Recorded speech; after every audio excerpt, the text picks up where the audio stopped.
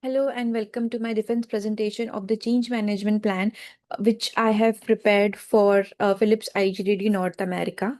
I will be adding link. I will be uploading this link to YouTube for my live narration, and I would request you to go through the link to see a live narration of my presentation. The purpose of defense, like this slides sets the purpose of my defense. I will explain that the aim is not only to present a plan but to justify why the plan is needed, how it is structured, and why it will succeed. I'll make it clear that Philips IGTD is a critical point where outdated reporting processes are no longer sustainable. My defense will show that my plan is practical, research backed, and has considered potential risk and uh, objections. Context and urgency. Here, I will provide the context on Philips IGTD current environment. The decision still relies heavily on Excel-based reporting, siloed dashboards, and legacy system. This slows down decision making, creates in effectiveness and increases compliance risk. At the same time, competitors are moving faster by adopting cloud platforms and AI, which pulls Philips at a risk of falling behind. I will emphasize the urgency. Without transformation, Philips IGTD will lose its competitive edge in North America market. Problem statement. What's broken? This slide highlights the main challenges. Reporting is fragmented across multiple dashboards and heavily dependent on manual spreadsheet. This creates inefficiency, errors, and compliance exposure. For example, a daily quota report used to require hours of manual preparation. But an automation I implemented in ClickSense now generates them instantly, like it is a real-time data. The small example shows both the pain of the current state and the opportunity of automation and predictive tools. Framework chosen. Why these?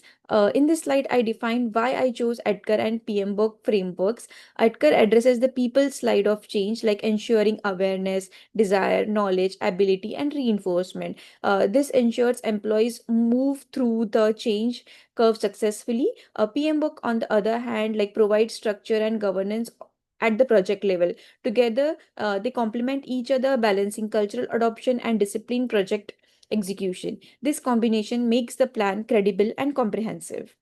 Stakeholder analysis. I will explain the impact on different stakeholder groups. Sales team will benefit from a mobile real-time insight, but may resist moving away from Excel. Finance and supply chain gain forecasting accuracy, but require governance to maintain consistency. IT and security are concerned with role-based access and compliance standards like ISO, NIST, and HIPAA. Executives demand predictive insights to align with strategic goals and act as a sponsor of the change. By addressing each stakeholder needs, the plan becomes more feasible and acceptable.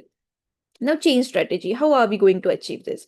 Um, the strategy is phased rollout, starting with pilots, then scaling to enterprise dashboard, and finally integrating AI-powered predictive tools.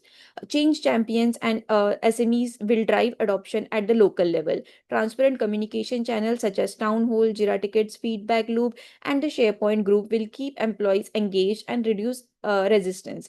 The phase structures allow learning and adjustment at each stage, minimizing the risk and increasing the confidence. Now, how what will be the implementation timeline?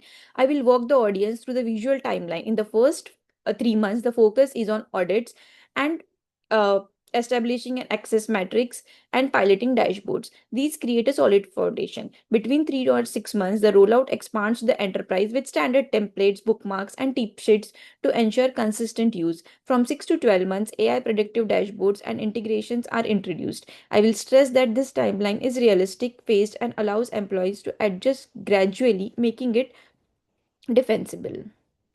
Resource and leadership commitment.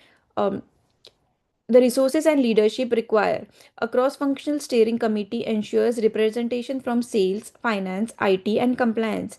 Representation, training champions, support adoption in each team. Vendor partnership bring cloud and AI expertise. Most importantly, executive sponsorship ensures accountability and momentum. I will emphasize that leadership commitment is critical to overcome resistance and sustaining long-term success. impacts and benefits, like why is it worth. Here I will show the positive outcomes. The transformation will improve efficiency, reduce manual work, and strengthen compliance. It will provide predictive insight that enable faster and more accurate decision. Beyond technology, it will foster a cultural shift towards innovation, making Philips IGDD more agile and competitive. I will make the case that these benefits outweigh the temporary challenges and risk. We will talk about the risk assessment. In this slide, I will acknowledge that risks are inevitable but manageable. High risks include resistance to change, productivity dips during transition, and reputational exposure if compliance lapse occur. Medium risks include budget overruns and vendor dependency. Other mitigations, training programs, and change champions reduce resistance. Phased out rollout minimizes productivity dips, governance frameworks, and compliance standards protect reputation, strict budgeting and control cost, and diversifying vendors avoid dependency. The visual highlights for red for high risk and orange for medium risk, making it easy for us to understand. This proves the plan is realistic and defensible. Defense against criticism. If the plan is seen as it's too costly, I will argue that ROI comes from efficiency gains, compliance savings, and risk reduction. If resistance is raised, I will show how the Atkar model and champions address people challenges. If someone says technology alone won't solve the problems, I will stress that governance, leadership, and cultural adoption are embedded in the plan. By anticipating objections, I strengthen the defense and show the preparedness. Summary and recommendation. In conclusion, Philips IGDD urgently needs this transformation to remain competitive and compliant. Strong leadership and governance are critical to success. The plan is phased, grounded in research, and feasible. My recommendations are clear: maintain executive sponsorship, invest in training and champions, align with uh, ISO, HIPAA, NIST standards, and you early success stories to drive momentum. I will close by reminding the audience that this plan balances ambition with realism. This slide shows my plan is grounded in research by industry's best practices. References include EDCAR by HIAT, PMBOK by PMI, Philips Annual Report, Gardner's Insight on Digital Transformation and Compliance frameworks like ISO, IEC 27002, and NIST. This demonstrate that the plan is academically sound and professionally aligned. Thank you for listening to my presentation.